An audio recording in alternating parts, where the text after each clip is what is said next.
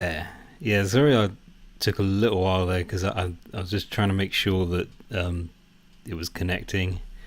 Uh, I have sort of rearranged things on my dashboard, so yeah, it should be fine now.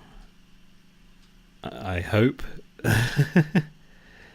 Yeah, I'm just gonna make sure. Just gonna. Yep, I think we're okay. Phew. So yeah, at the moment I'm just checking the website. So uh, right here on the screen, I have a picture of Beryl because this is a bit of a special live stream as it's my friend Esme Olden's birthday today. Esme uh, did the voice of Beryl and also another character I did in another cartoon, and both of these are on my channel. And I thought, yeah, because she's helped me along with all the Belugatoon stuff, so it'd be nice to draw some of her characters for today's live stream. So, okay, there we are. Just bring up Illustrator a second. Okay, so I think the logical place to start would be a drawing of Beryl. And I thought I'd use this as a little reference. This was from Christmas a few years ago. A little picture of Beryl as Tinkerbell.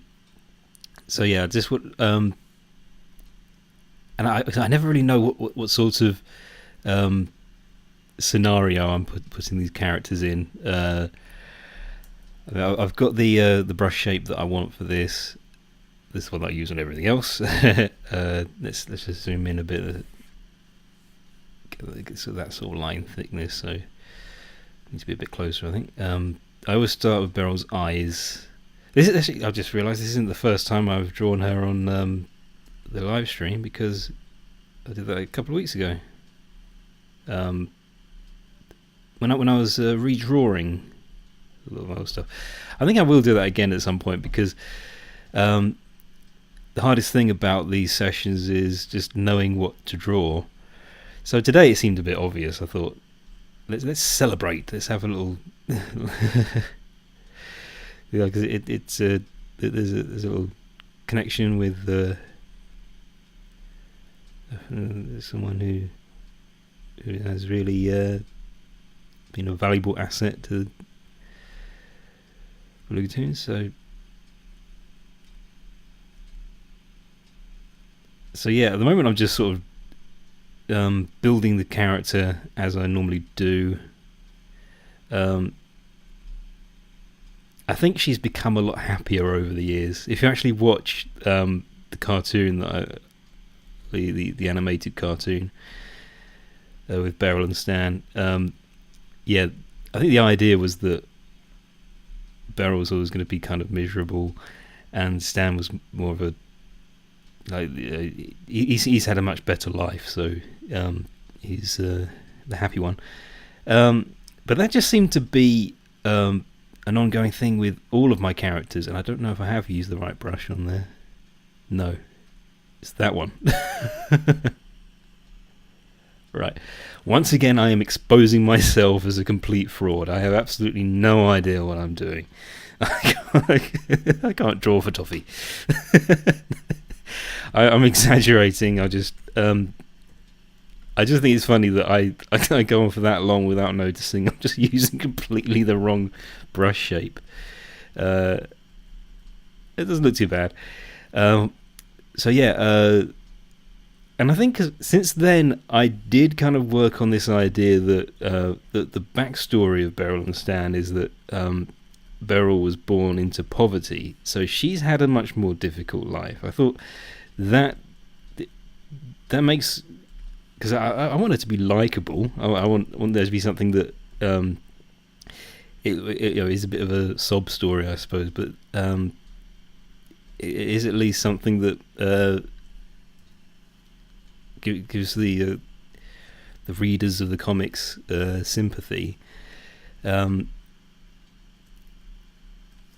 and I think also because Stan is kind of based on me, because my life has been pretty easy, and I'm thinking about it a lot recently. So I'm not going to dwell on it too much. But when you kind of take a moment to look at your life and think, you know what, everything's really cool. I can't possibly complain about what I have, and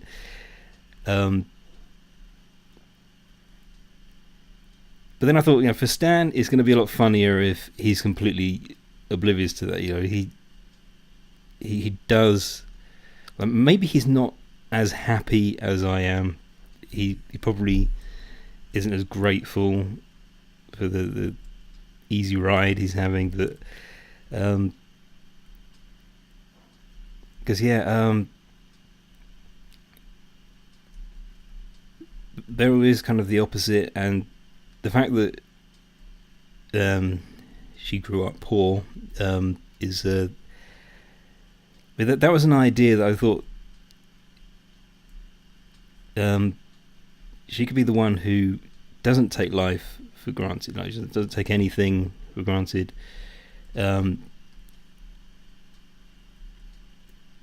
And it's weird because I don't do an awful lot of writing. Writing isn't really my thing, to be honest, but part of the fun of creating characters is you think about these things. I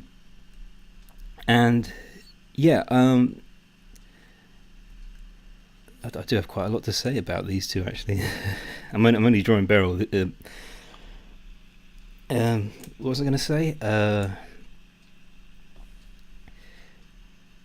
I think the difficult thing is making both of these characters likable, because they are, like, in all of the comics I've done, they're kind of in a relationship, and I found it quite tragic. I thought the idea of it was, that there seemed to be a lot of misery going on in there. I felt that was kind of, because I remember my dad saying to me, Beryl and Stan ever going to get married? And I was like, I hope not. I think Beryl deserves better, to be honest. Like, because that was a while ago. I felt like maybe Stan was becoming more and more unlikable because he was the rich dude, and just had no idea how lucky he was. But I think also what makes them, because you have to kind of write these characters like they're a kind of a comedy double act, because that's like a concept that I've always really loved. I've created a lot of characters who have like either a sidekick or just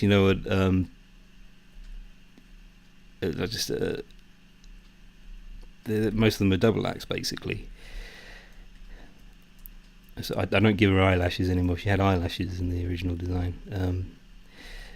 Because Beryl and Stan, I think when I originally came up with the idea, the idea originally was that they were going to be sort of an ex-couple that had a history, and because I think I couldn't really be bothered to write all of that and make that a thing. So I kind of like the idea that I think I wrote this story about them being captured and used for scientific experiments. So basically, Pinky in the Brain, and they had to kind of, at this point they had to share a cage together, and they just recently broken up. So it was just really awkward. Here's something about her design that keeps changing, is her nose, because I can never really decide how long I want this part of it to be. I think in a lot of my more recent ones I kind of shortened it a bit so it's not doesn't stick out an incredible amount. there is a bit of a rounded.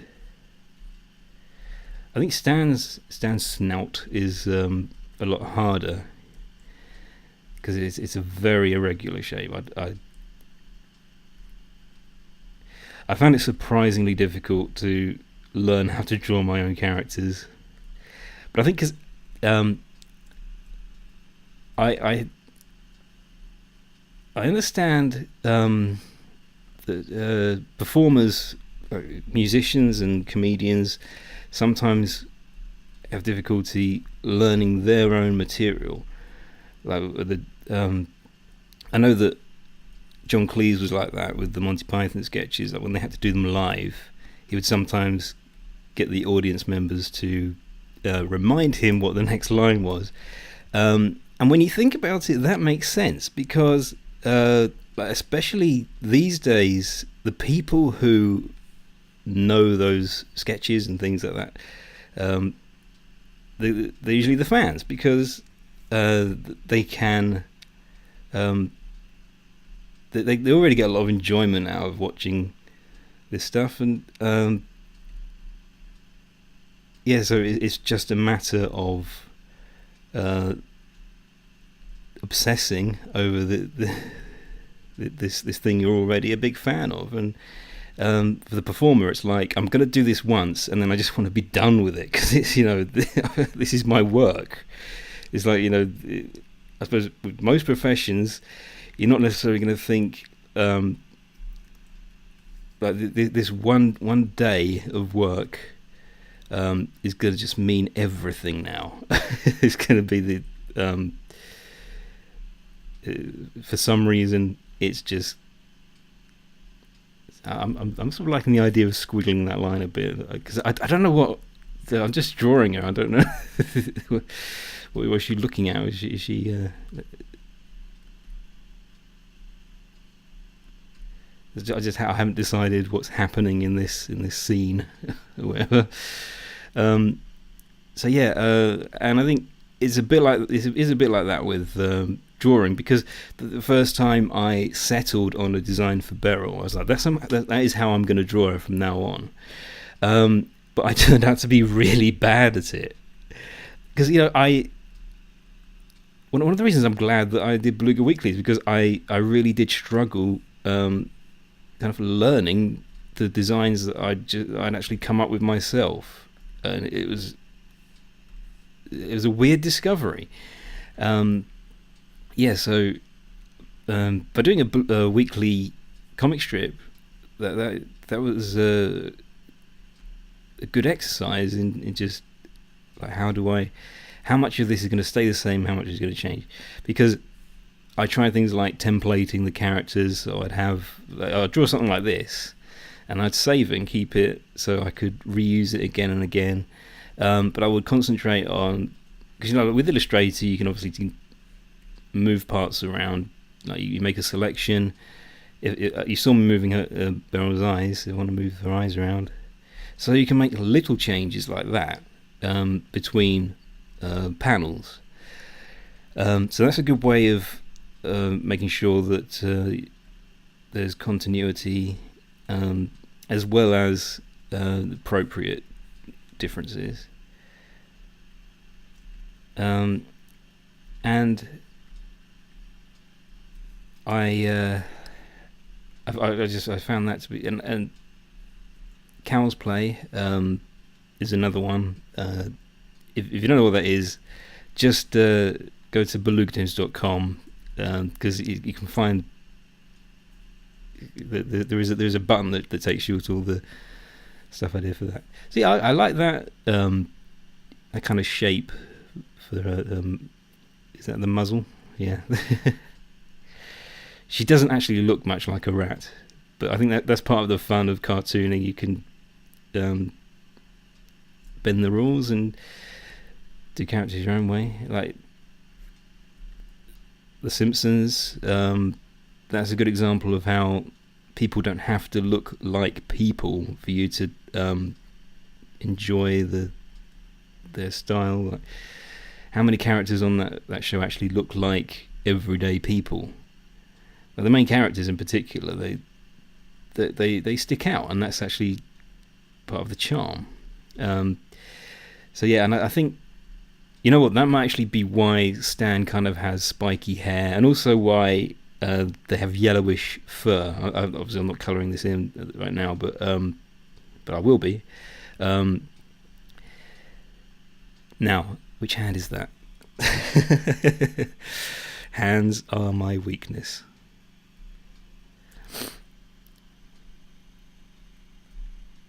Yeah, I'm really not that good.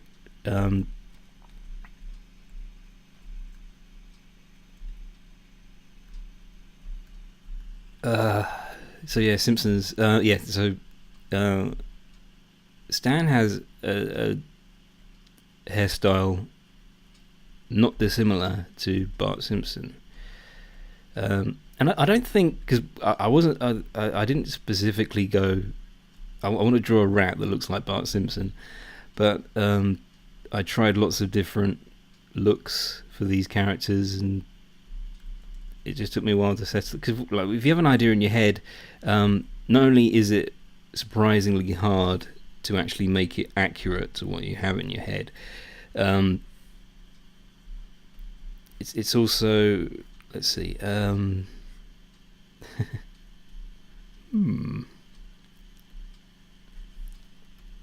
change them out, make it more narrow. Ooh.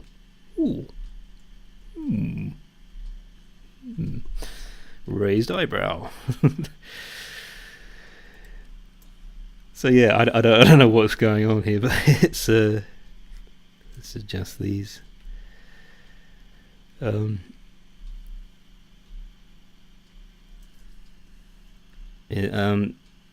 Chances are, when you actually start to draw an idea, it won't come out looking exactly as you want it. But yeah, because that taught me a few things. Like if because I think with Beryl and Stan, I had that idea in my head, but it was really hard to think, what does that idea actually look like? And it's funny because I can't quite describe that kind of thinking. It's almost like when you have a dream and you're trying to remember what that dream, what exactly everything looked like. It's surprisingly hard. So yeah, I also found that it makes a big difference the order in which you do things. I have mentioned that a number of times, but this is the thing. When you draw something and it doesn't turn out quite as you expected, think about that, because it could be a good thing. You could find that you're learning something.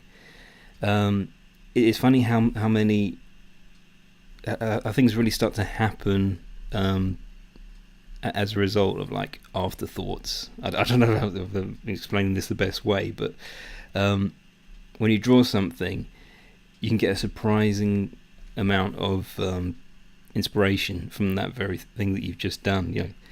You can inspire yourself. Let's draw. Right, so this is Esme, and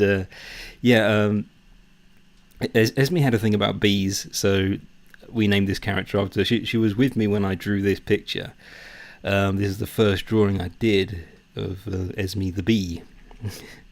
And this is another character that I've had a hard time sort of keeping consistent. Sorry, that was my coaster. It came up with my glass. So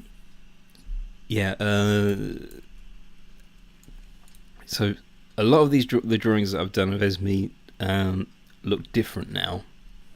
Because I don't think I usually start with the eyes. I think I draw the head first now. Because I just like to make sure it's I don't know, sort of interesting shape.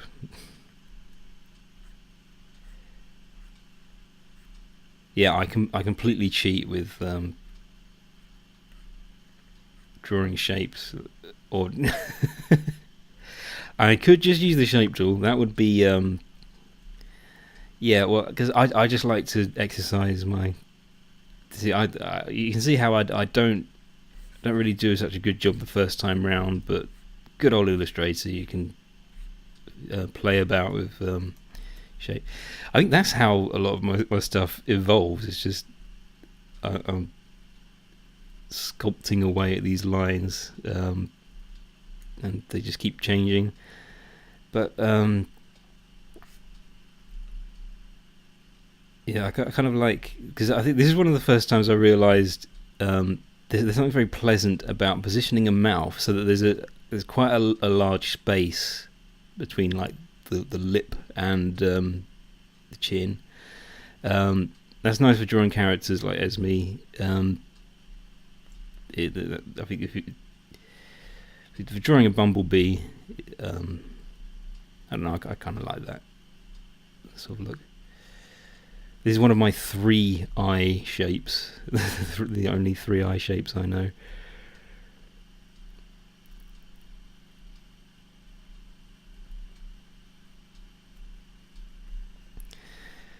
Right, so this is sort of how I draw her, I think. So the top of her head is sort of like, no.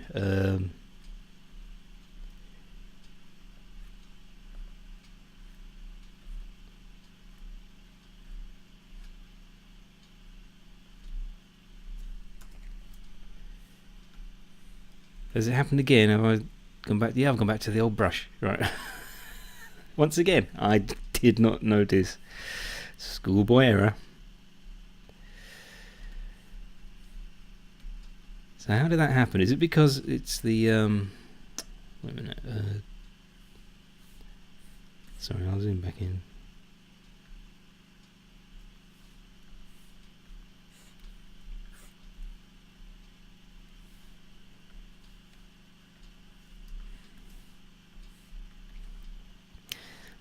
Okay. Something about that eye. That eye.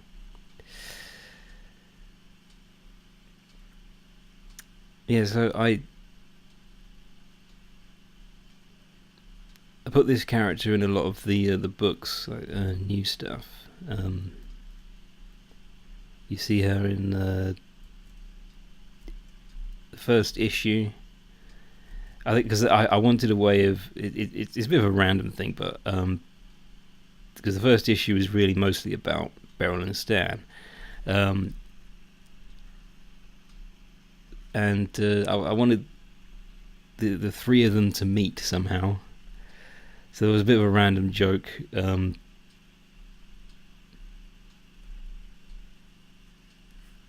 of them says something like, "What do you intend to do to teach bees how to play the piano?" And then it cuts to Stan teaching Esme how to play the piano.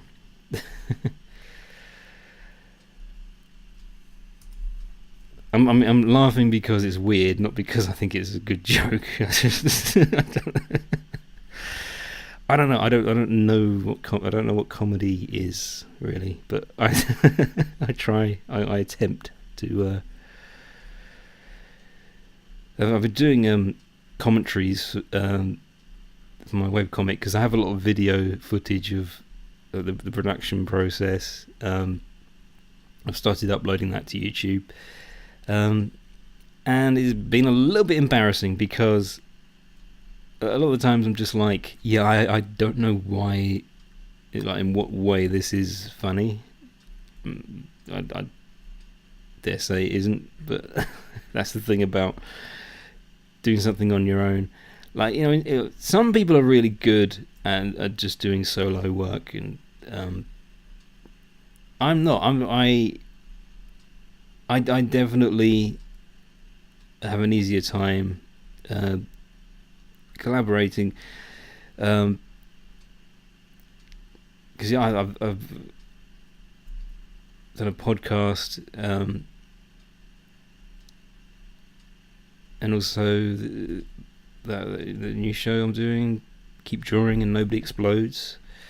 It made me realise that it's just a lot better when you have a second voice, because it just automatically seems to make, well, to me anyway, makes it interesting. So yeah, this isn't the best design, I think. Again, I can never seem to draw it the same way. It's just the curse of Illustrator, I suppose.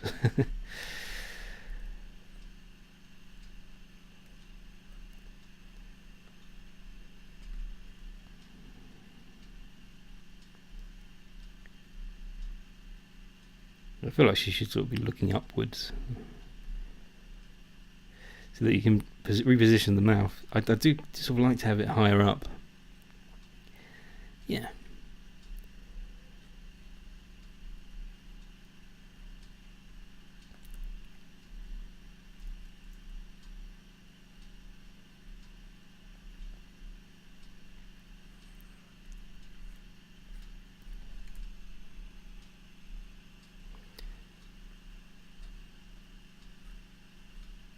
Body can be a bit difficult. I don't know why I always... See, how did I draw it originally? Yeah. Because I suppose it would be wise to think of the sort of shape I'm going for.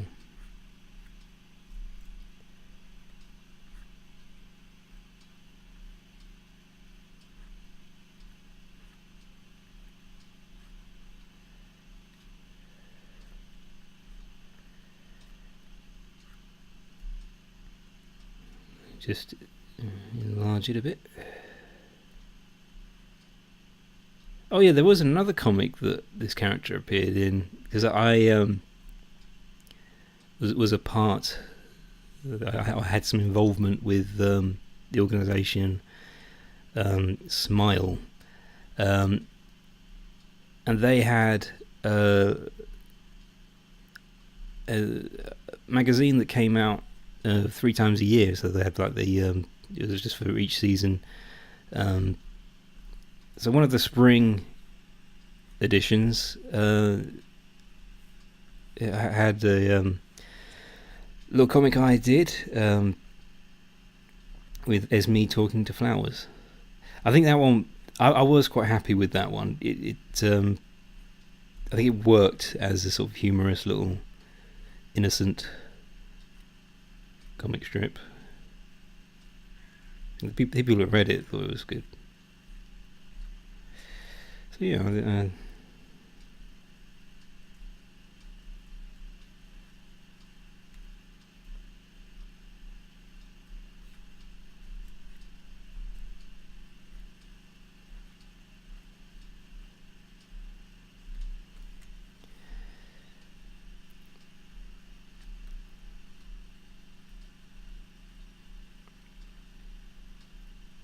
okay, so I've been streaming for almost half an hour, so I'm going to save this, and I think I'll just I'll take a little break.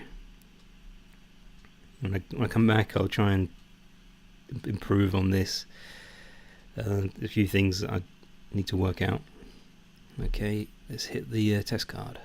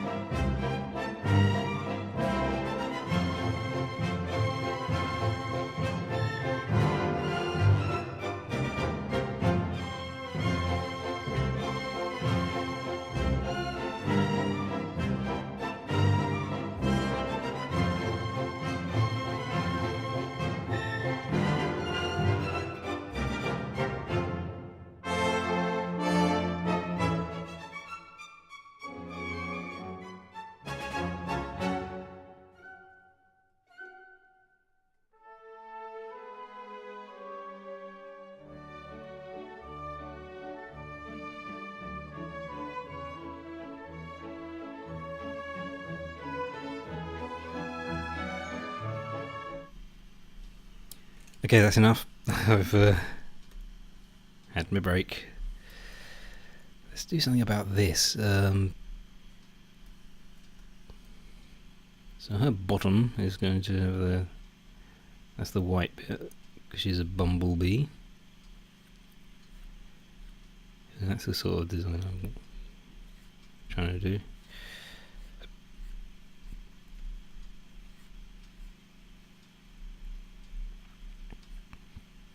I think that'll do. I'm not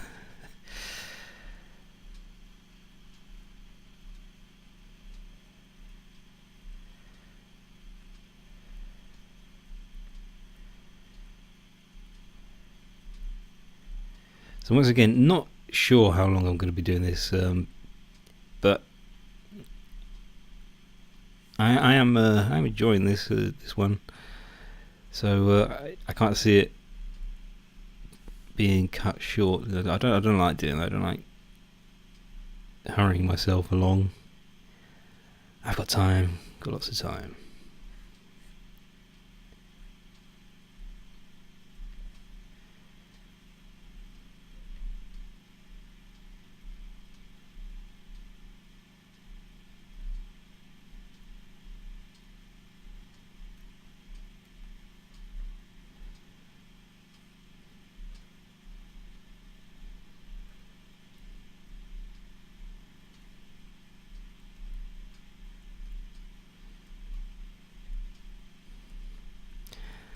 I kept the hands nice and simple.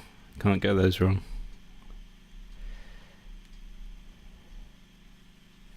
Okay.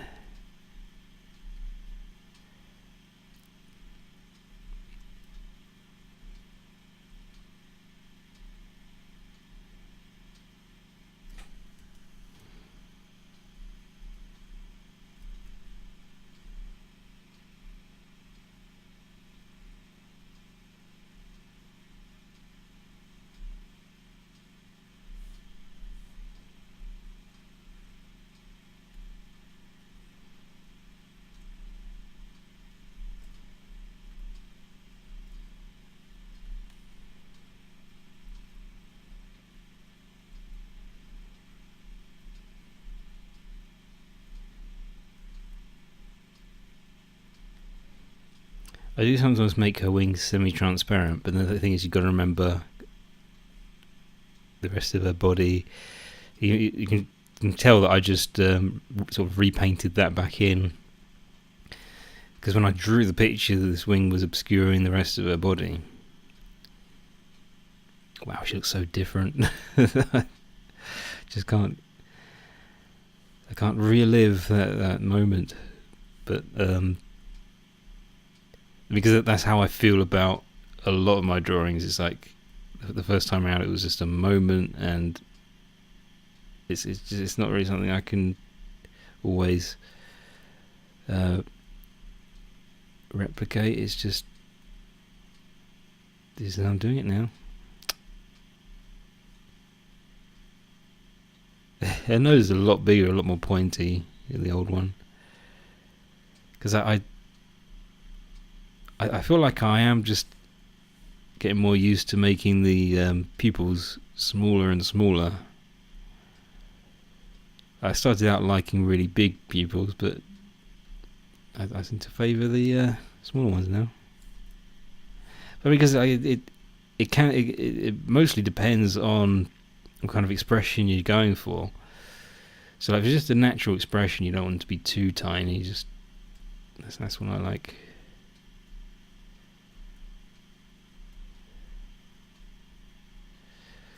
But when you think about the Simpsons characters, their pupils are always so small, like compared to most cartoon characters. Somehow I just felt like I didn't want to go down that route. I just always drew them really big. My early designs, a bit flimsy, but this is a live stream, so you're not going to get my A material. I'm just going to sort of cheat my way through it, and yeah, it's not the best. It's just That's basically how I draw it now. That's how I draw Esme. Esme the bee. There's a third character. So yeah, there was a little cartoon I did called 10-Pin Bullying, where I introduced Chelsea. This was her first ever appearance. That animation was and she made a few appearances in some of the other stuff. Like there's one or two Beluga Weeklies. I think when I was doing the 2015 ones, I couldn't find a picture of her, but the funny thing is the shape of her head has a bit of a Sonic vibe to it. Like, she's a porcupine, not a hedgehog. Just that's sort of the well, that's how I'm going to draw it now. This is basically what she looks like. So yeah, so this was another character that actually had a voice, because the bee didn't have we didn't put any animated stuff. But yeah, so we had Esme do the voice of Chelsea.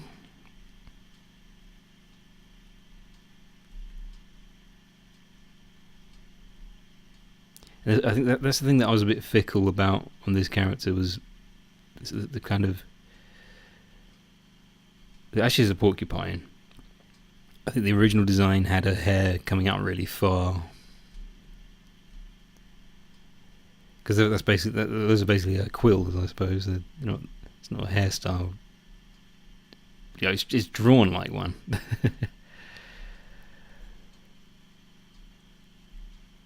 It's really just a silhouette that kind of looks like Sonic. Like I didn't really take any other. Pretty sure I didn't. I think also like just her proportions are sort of like that. Like she's a similar height.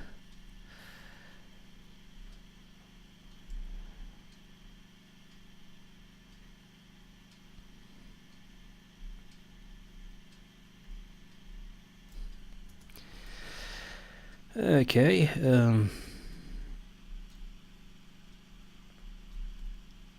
I just sort of give her that shape around the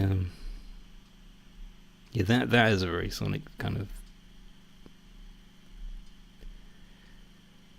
look to it. You know what? I'm going to go something different. I'll leave it like that for now. Let's see if I can work out what the rest of the, because I when I decided on colours, I kind of gave her like a yellow colour for the face, and and her quills, because it kind of looked like a separate thing, like a hairstyle. I made that brown. So yeah, it looks a bit weird. Once again, I bend the rules to the point where she doesn't really resemble a porcupine anymore, but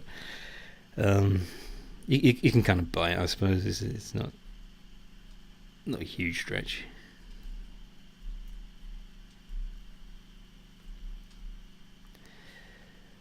There's another character called Caroline, and I think Chelsea was one of her friends.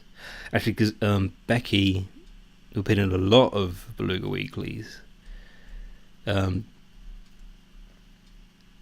she hung around with Caroline and Chelsea quite a lot.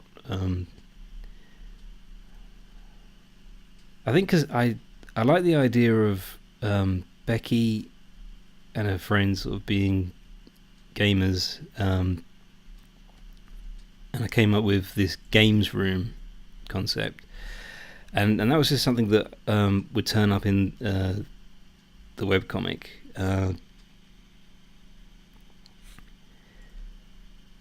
because it seemed nice to show just now and then these characters hanging out, and so I just had this idea for a hangout spot that was like it was just a games room, and it had like pink walls. That might change because I'm coming up with ideas for like new ideas for that.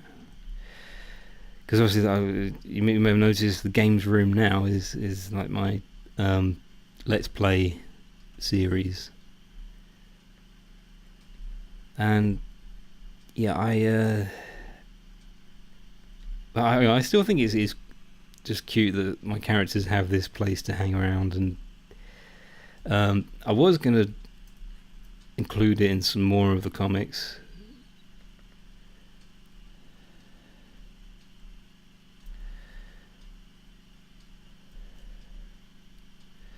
So there was I've got like a separate website, and put things like jigsaw puzzles of my drawings and random stuff like that.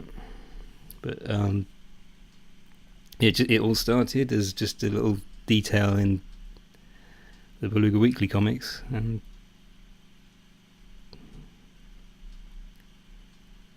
as I say, might do. I was thinking because as I've been sort of thinking about ideas for new webcomics, I might do one which just takes place entirely in the games room. I just don't know. I don't know what kind of stuff would go on, because it seems like at first I was thinking, yeah, and I could do like references to games, like each one could be game related.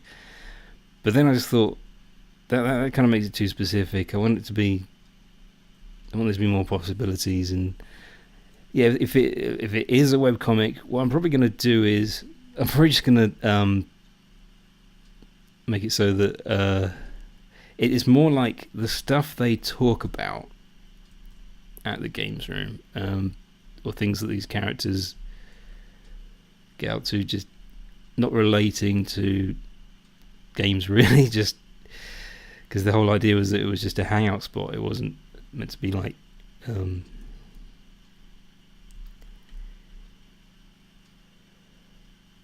I think because all these characters were supposed to be geeks, but you know that doesn't necessarily have to be, because you know you want some variety.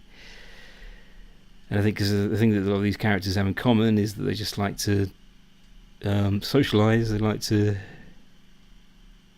go places, have a bit of fun.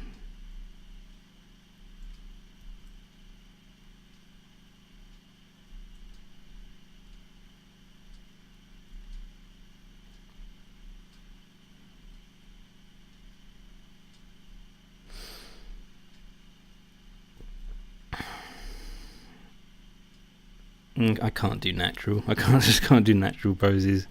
What's she doing with her other arm? I just did the age-old, hand on the side, one hand on your hip.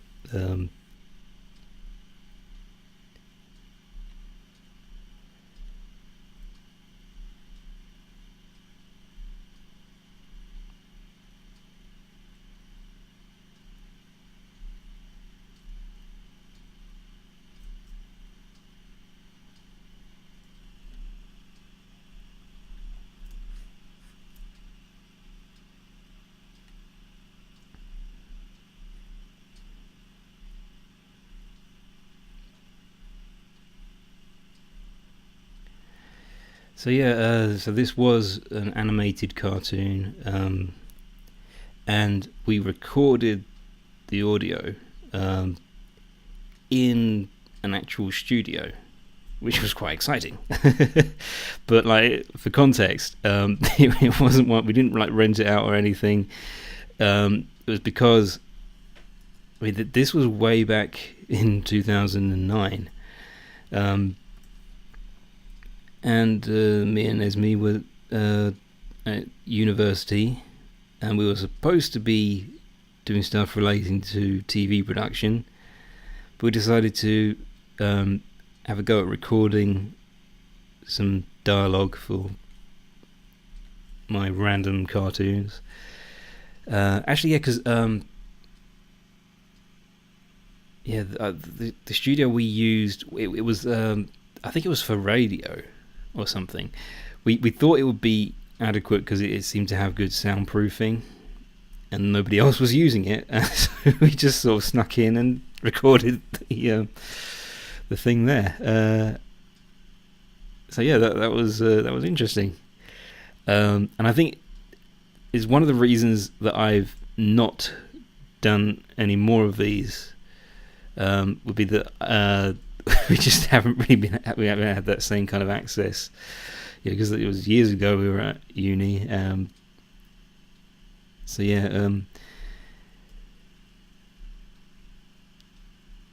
And like a lot of people I know, we've not been in constant keeping in contact.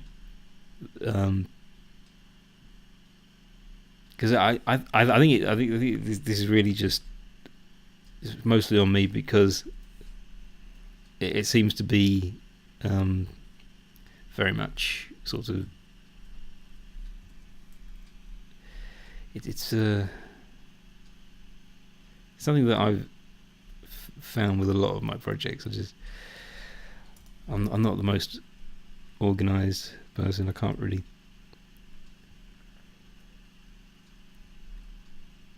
I don't know. The main here's the main reason I'm not doing any more animation is that I don't get an awful lot of enjoyment out of actually doing it. It's a great medium, and yeah, I was awesome seeing my cartoons come to life,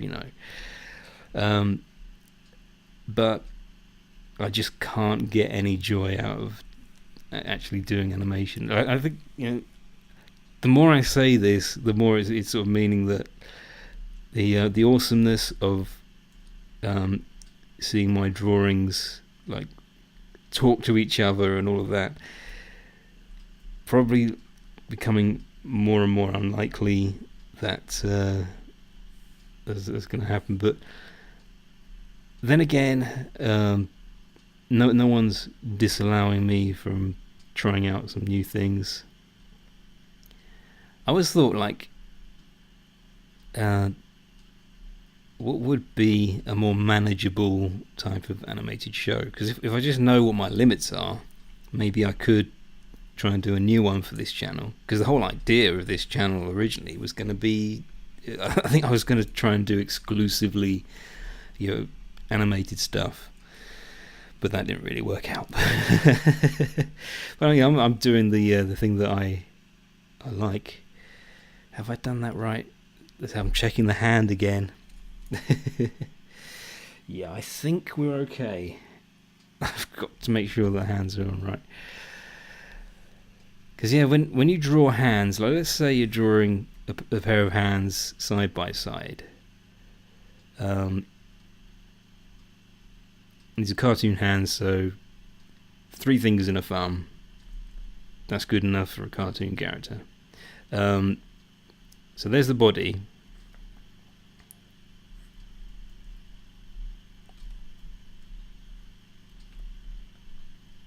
So if your hands, like the palms inward, the thumbs need to be there. The problem I have is, let's just try and make that presentation, everyone. That was horrible. Never mind. The problem I always have is when the hands are, if I'm doing a pose or something, I always put the thumb on the wrong side.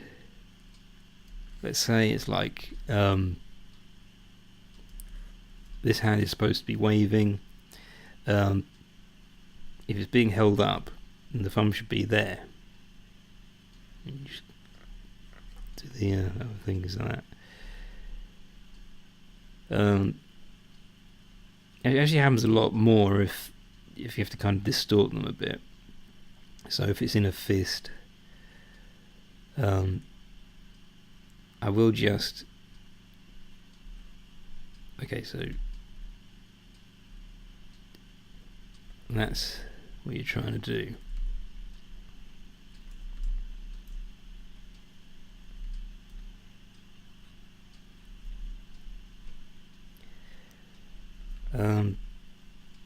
But I get it wrong. I end up putting the thumb on the wrong side.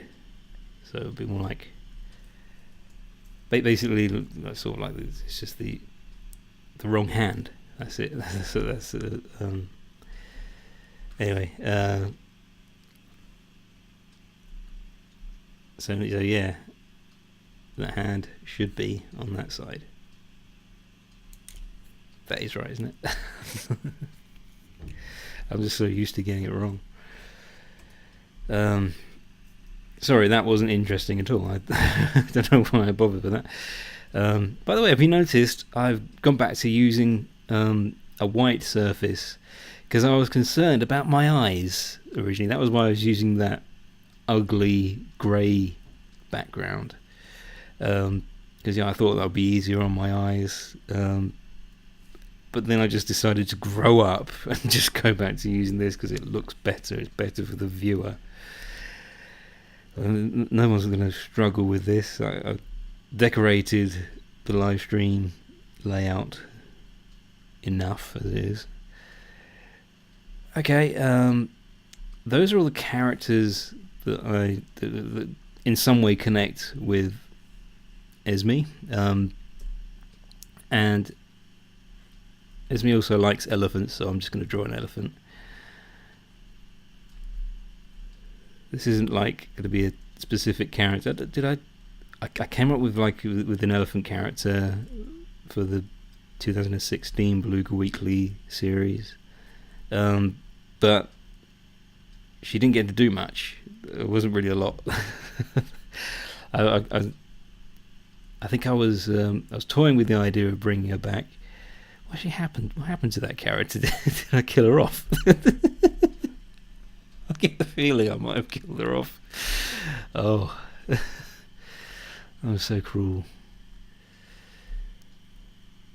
This is just basically how I draw elephants.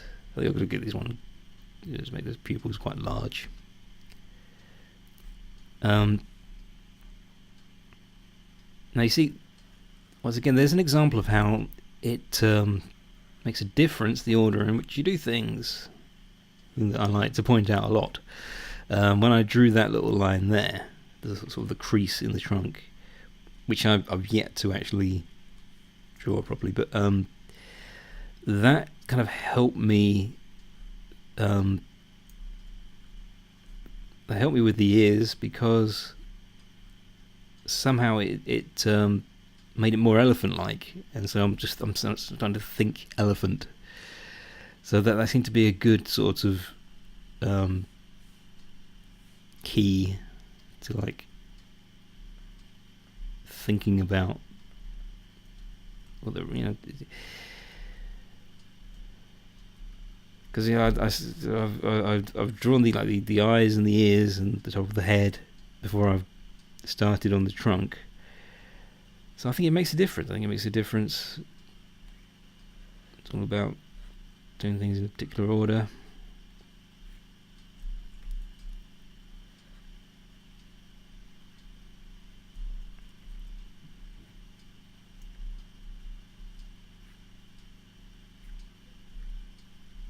I suppose just generally it helps to keep checking the drawing, just whatever it is you're drawing, to take a moment to have a look and make sure it all makes sense. Now, when I say you, I really mean me. This is what I should be doing more. I have drawn a lot of elephants. I think it's interesting how there are so many different ways. You can go for kind of more realism with elephants, or there seems to be a lot of different levels of those cartoon elephants. I could make the feet really stumpy, so you just have the feet, and then the rest of it is just like, so you don't really have much of a leg. But I don't know if that goes with how I've drawn the head. I think it does, because you could do more realistic looking legs, which are more like kind of like tree trunks, and they are actually quite long. You have to realise that real elephants don't have stubby legs at all. They're very long. So that's closer to reality. Maybe it's a bit too long. I don't know. I'm no expert, but there's that way, and there's kind of the in between, kind of stubby, but you can just sort of. I think again, it's just about playing around. I've really found it is great to just experiment, because playing around can take you anywhere. I found with things like when I'm trying to come up with different designs, like my YouTube thumbnail designs and things like that. It's worth just experimenting, just seeing what works and what doesn't. Recently, I've had a go at a few that did not work, so I can just go use that for future reference. I'm waffling a bit now, but yeah. So how am I going to draw these legs? Let's focus on the body first. I like this sort of shape.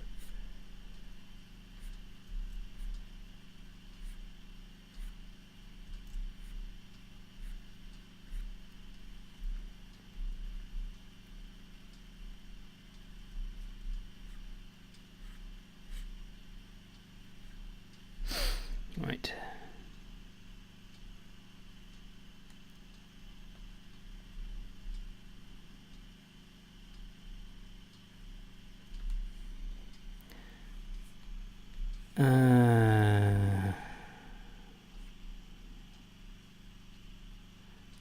The cartoon elephants, the bottom half of the body will sometimes sort of narrow a bit more, so you can have like the legs like this. That's quite cute.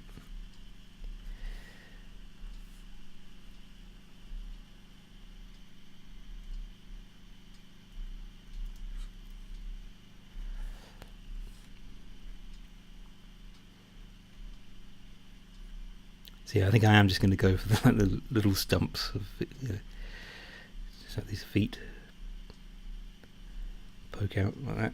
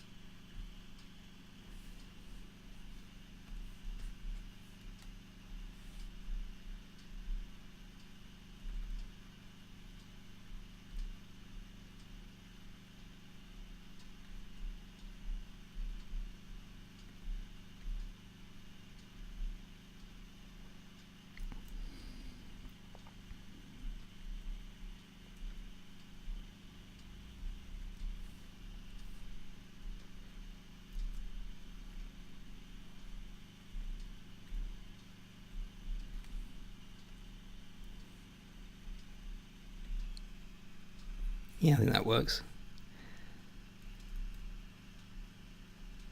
Didn't want that end of the line to be too long. Elephants do kind of look funny if you have the tail higher up. That's probably higher than it should be, but it's sort of a comical thing.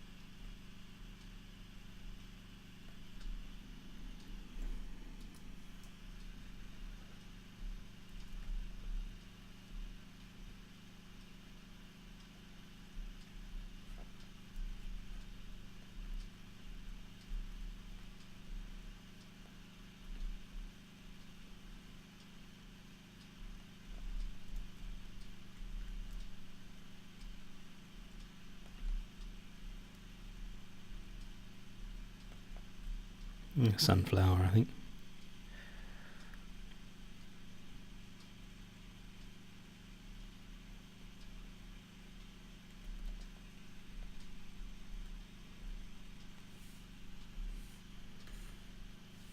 Mm-hmm.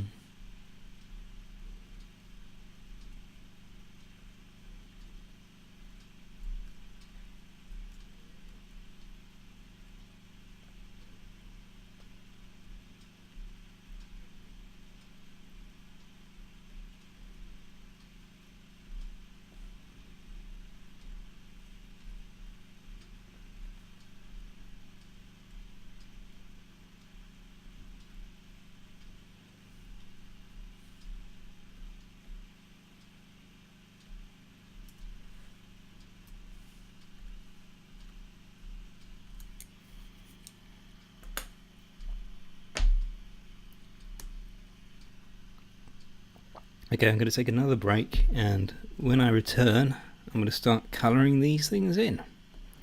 Okay, won't be long.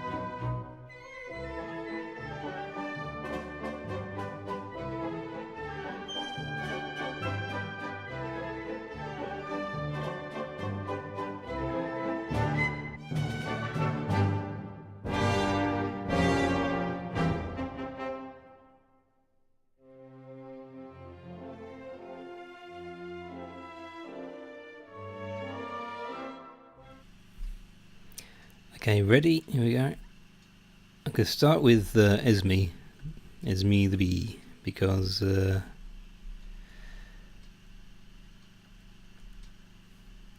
have a little idea. I'm really not that happy with how that drawing came out, but here's what I'm going to do. And this is why I love ping files. PNGs, whatever you like. Do other people call them ping files, or is that just me?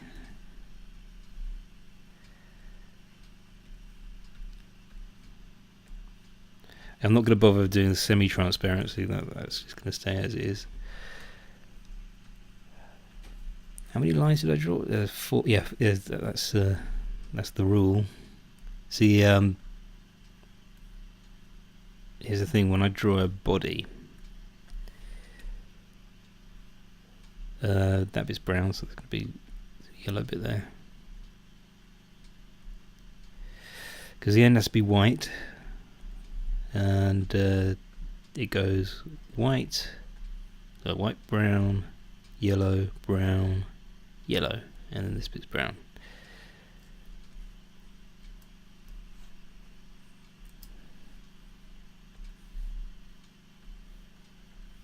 Colour of a hat, sort of that sort of thing, I think.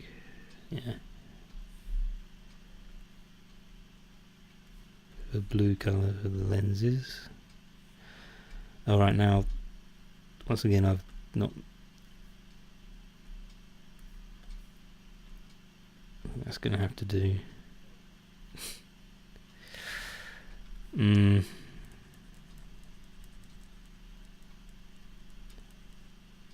I botched this one up, but at least the others two look alright.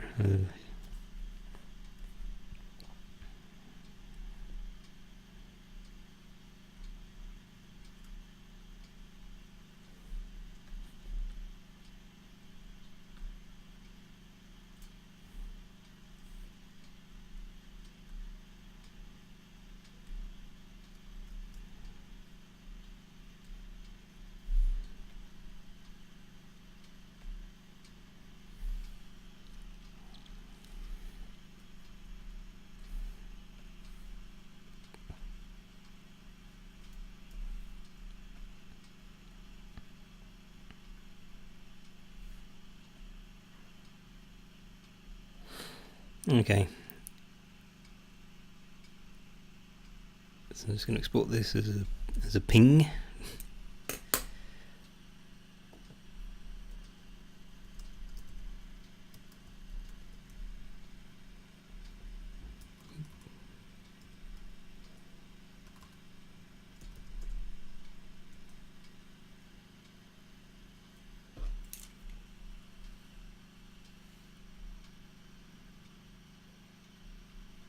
Right, now I'm going to switch to studio mode because I don't want to spoil this. So when I click on the end screen now, that's my end screen. Oh yeah, actually I'm going to have to create a new scene. I'm going to put her on there.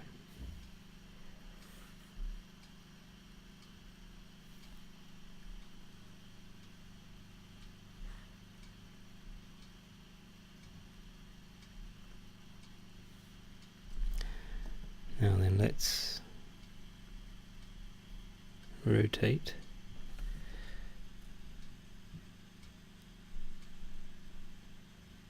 Rotate that a bit.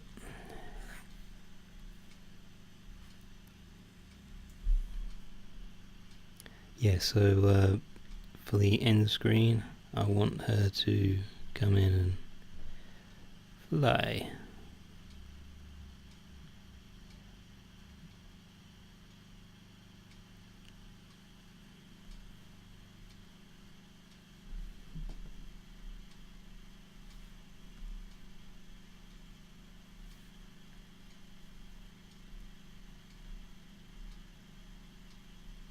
She's basically just going to fly in through, yeah, come out the other side.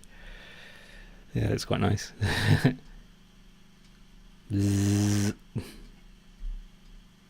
Is what what you can try, if you shrink it down a bit more. No, that's not what I want to do. Go to here and shrink that down more. In screen. I mean, she goes right out of there and then takes a little while. A bit more effective. Let's increase the size a little bit more, I think. Does that look? I think I like that more. Yeah, I could make it bigger.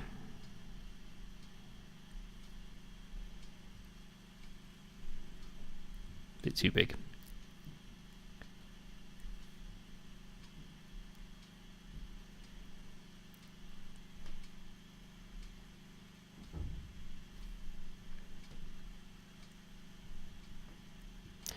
Yeah, I think that's alright. Anyway, you know what that's going to look like now. That's how I do end screens. Okay, I'll take it off studio mode because we're back to normal now. Yeah, so that's Esme. She's all coloured in now. Let us hide Esme. And I'm going to do Beryl. I can be able to draw all of her, but you get the gist. That's what she looks like.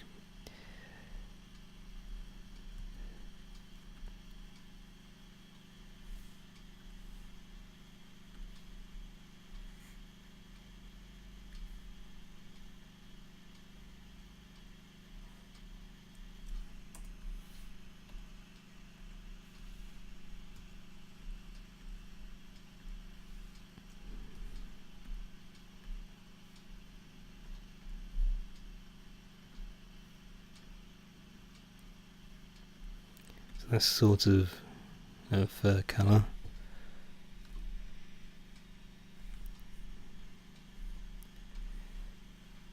Add a little bit more, so give a bit more down to the red side of the spectrum.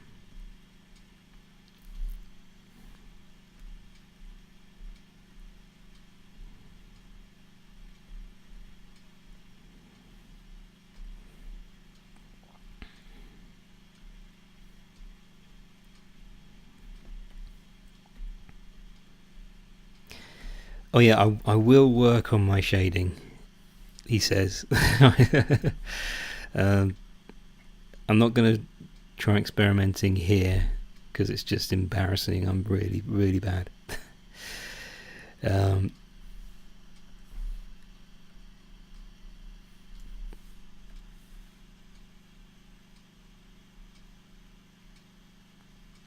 So I suppose, is she going to go at the end, do you think?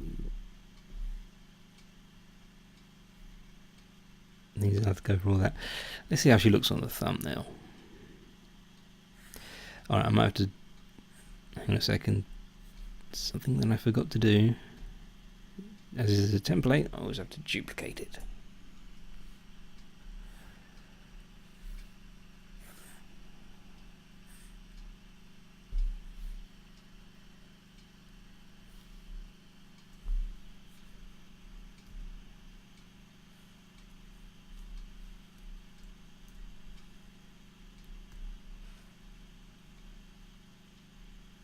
That fits quite nicely.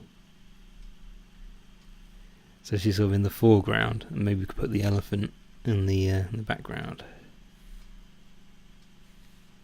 Slant it a bit. Nice. Slanty. Okay, elephant. Let's grab that elephant.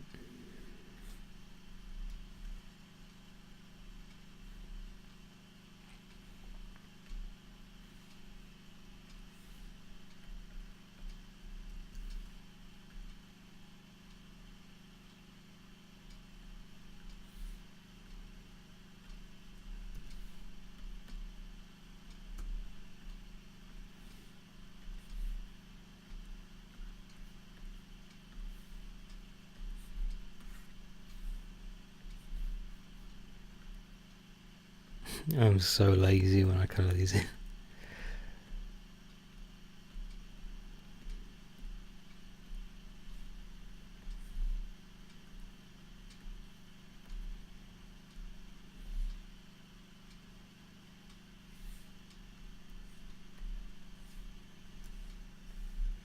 Just give this flower some petals, or leaves, I think, leaves. I put the petals on.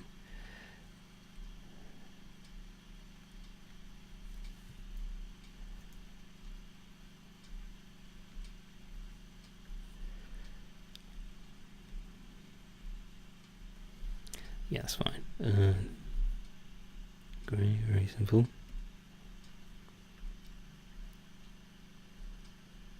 So if you colour in an elephant and don't add shading, it looks very bland, obviously, just all that grey. So that's probably one thing I should work on. I'll just work on this picture. See, I might have to. I might do some live streams where I sort of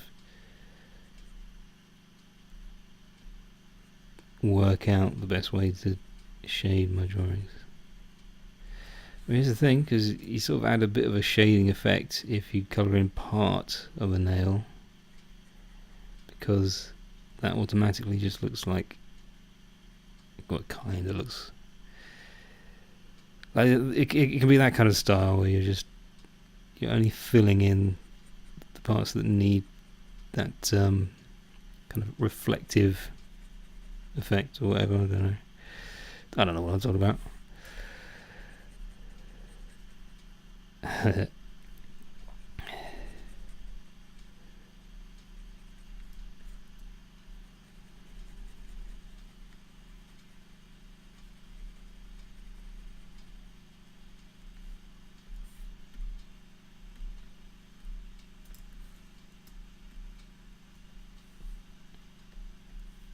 Maybe a slightly darker grey for the brush.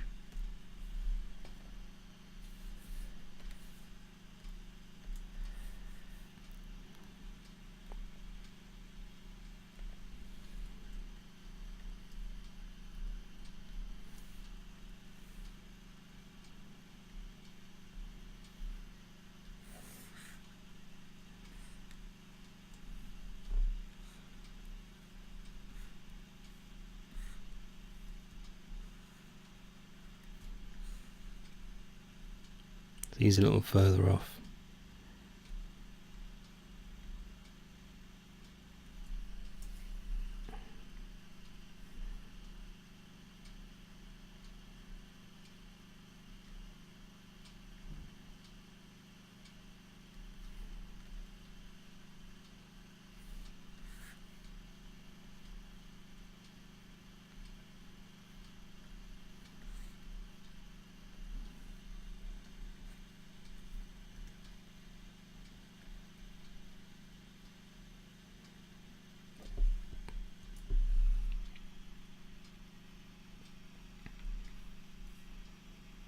Shift that a little bit. No one will notice.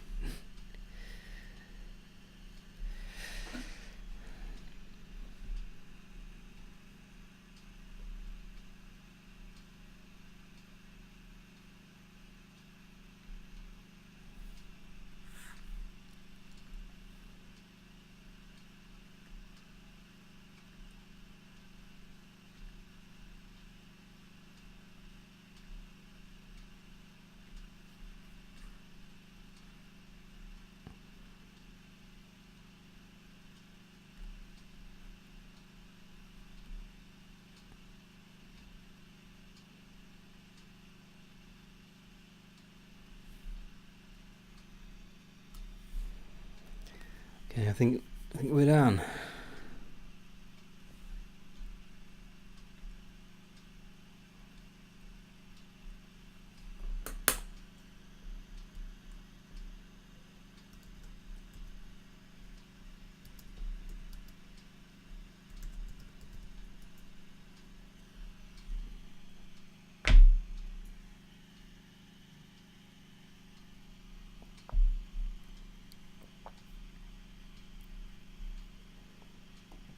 One last thing, just I'm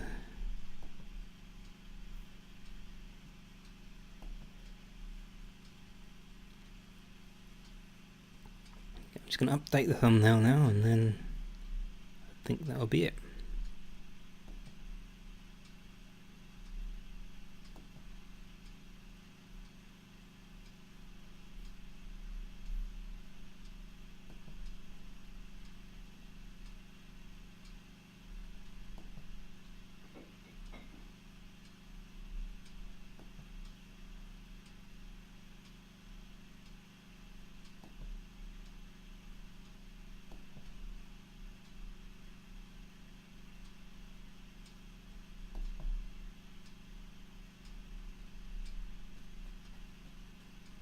Last thing I need to do.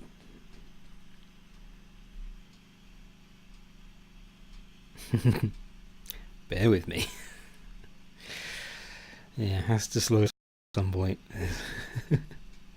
Oh, I love this computer.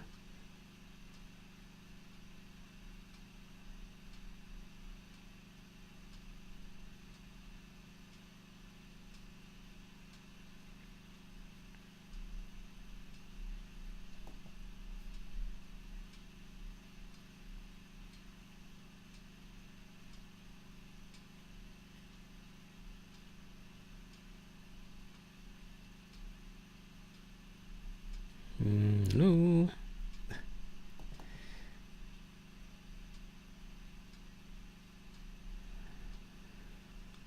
Okay.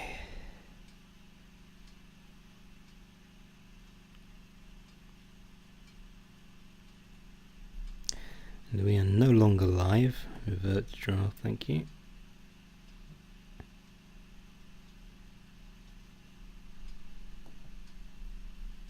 Here we go.